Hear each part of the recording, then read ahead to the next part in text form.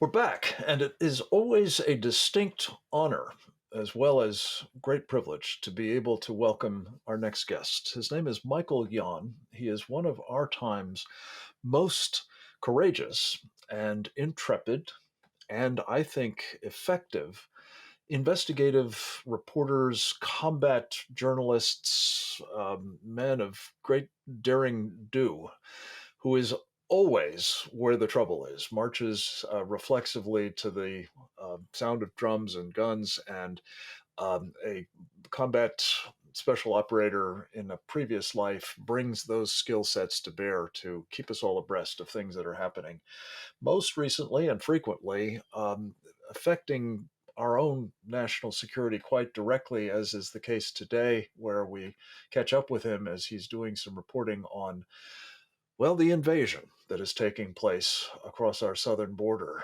Michael Yon, it is great to have you back here at Securing America, sir. Thank you so much for joining us. Frank, thanks for having me on. Right now, I'm in McAllen, Texas. Right outside my window is the airport. I'm preparing to fly to Dallas for some meetings with various, for instance, Border Patrol people and Department of Public Safety in Texas, and then back down to the Darien Gap in Panama. As you know, the Darien Gap is one of the most dangerous jungles in the world. It's where huge numbers of migrants come through, up to 100,000 last year. They funnel in through South America, through Colombia, and then through Panama, and eventually end up right here and in neighborhoods around the world.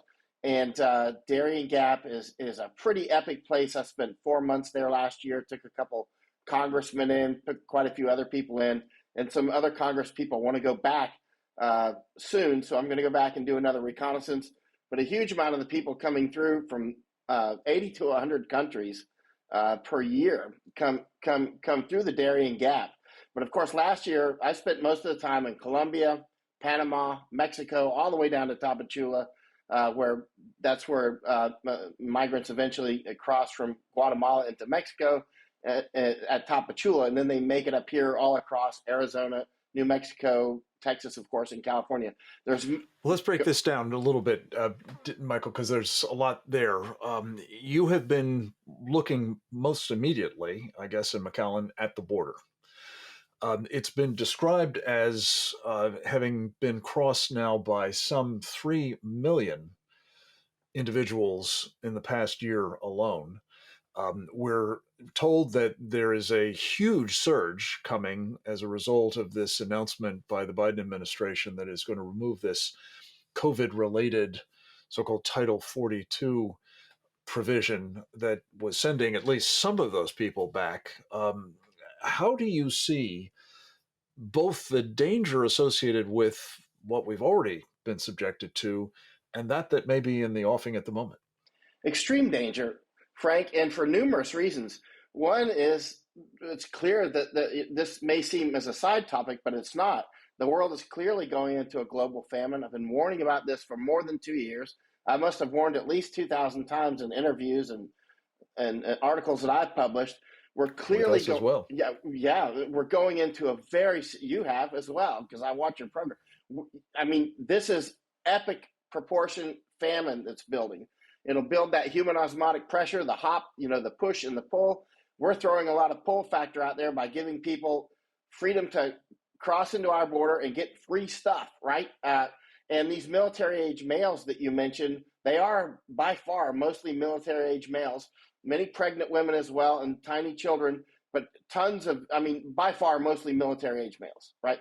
And that's what I wanted to ask you about specifically, Michael, because that has been true both of this refugee flow from the South and also the numbers of, I think 125,000 is the highest one I've seen so far, but who knows what the actual number is of Afghans that we've brought in, most of whom we have no idea who they are, but an awful lot of them seem to be military-age men as well. And again, to you as a, combat reporter, what are the likelihood that those military-age men, as we disperse them all over the United States, will at some point become a problem, a security threat, a violent force within our own borders?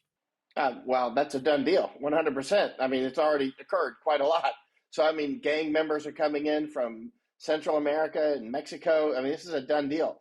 And keep in mind, these phones that they're handed or that they have can be used to weaponize them. I mean, they can be sent money from these phones. They can be given instructions from these phones. I mean, this is a big deal. This is a Now, weaponization when of you my, say that they have and they've been given, you're talking about this as another of the Biden team's initiatives, misbegotten initiatives, that and the theory that that will help them get them to come to court and go through the asylum process. They're giving them cell phones. Is that right? Among the free stuff? right. And this is a way of controlling them, not just tracking them. We can track them without there's not to go into that. That's a whole separate topic. They're easily trackable by whatever phones they have because the AI is there that can do it. And I've seen this happen quite a lot in the in the years of wars that I've spent in, and it's quite easy to do. But keep in mind these military age males that are coming in, they're easily weaponizable by using nothing more than the phones, giving them instructions on where to go, putting money on their phones. It's too simple. It's as easy as making a phone call. We don't have to call. We just send text and that sort of thing. Go ahead. So those cartels, or for that matter, jihadist organizations or Chinese communists could be exercising the kind of command and control that you're talking about for lethal purposes at some point of their choosing, I take it. Well, let's expand upon that. This is important. These phones, all the many of the apps on these phones, thousands and thousands of apps are tracked by private companies. There are many private companies in the United States and around the world that you can hire. You can do it if you have the money. It's like hiring somebody to fix your car, and they can track these apps. They can use AI.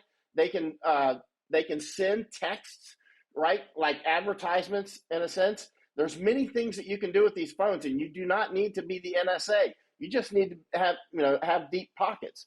So it doesn't need to be China or Russia or anything like that. Rich businessman, nefarious actors, anybody can do it. You can weaponize these people. These migrants are easily weaponizable.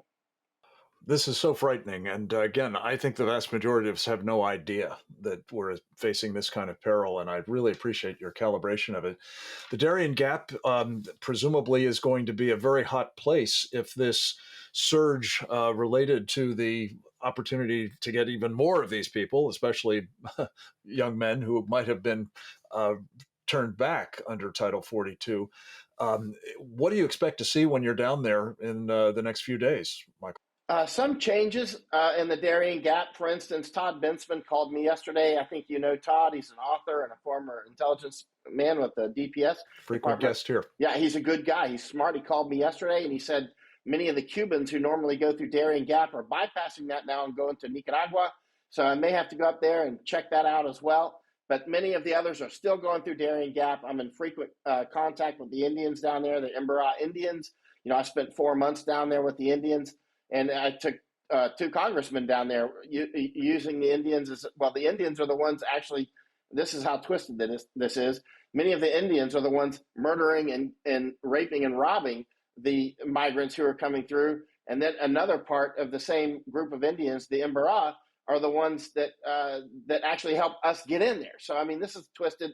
And actually, Todd Bensman was. It's gonna be a picture that we're going to ask you to come back and talk to us about. But I did want to just come back to one other thing that you said, Michael, because it's so vital that we understand it and we begin trying to get prepared to contend with it. That global famine that you're talking about is going to create still more impetus for people to come here. It's also going to affect us here, is it not? Huge. I first started telling people in 2020, in January and February, March, stock up on food because I study pandemic. As a war correspondent, I study pandemic, famine, war, migration, and above all, information war.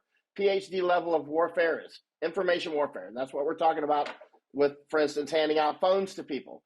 But when it comes to pandemic, famine, and war, it's like the triangle of death, pan for war, pandemic, famine, war. If you get one in a big way, pandemic, famine, or war, you get the other two every single time. And that's why in early 2020, we didn't know how this one was going to shape up. But if it went in a terribly bad way, we would certainly get famine and war. And of course, it was, as we know, largely manufactured, but the results end up being the same. We're going to end up, and of course, the powers that be are now blaming it on the Russian war with Ukraine, which is certainly additive pressures. It's certainly making things a lot worse. If I were to create a war that would exacerbate famine, it would be this one that's now unfolding in Ukraine. We're going to see the human osmotic pressure from these famines. Certainly, Africa is going to get hit hard, including Egypt. In other places, for instance, Lebanon, of course, are already getting hit. Syria, Sri Lanka, they're not all from the same thing. For instance, the issues in Sri Lanka right now are not all about the Ukraine war. That would be untrue. And they're not all from the pandemic either. The issues in Sri Lanka have other genesis, but at the same time, all these things add up. Our resilience is reduced due to the lockdowns, due to supply chain issues. As you know, I just spent 2 weeks going across from California to Maryland to Washington, D.C. with the truckers. I rode with the With the truckers. truckers. Right. So Right. I was We studying. need to have you back, Michael, to talk about that as well. I'm very, very keen to find out what your takeaway was from that and what it says about America, that we're facing not only these challenges externally, but what people are beginning to feel and want to do about it internally. We have to leave it at that, though, my friend. God save you speed. Godspeed is what I'm trying to say on your travels, and keep up the great work. Come back to Thank us you for soon if having you me would. on, Frank. I love coming on your Next show. up, we love having you. Next up, Steve Mosier. We'll talk with him about China's dream, Xi's nightmare for the rest of us.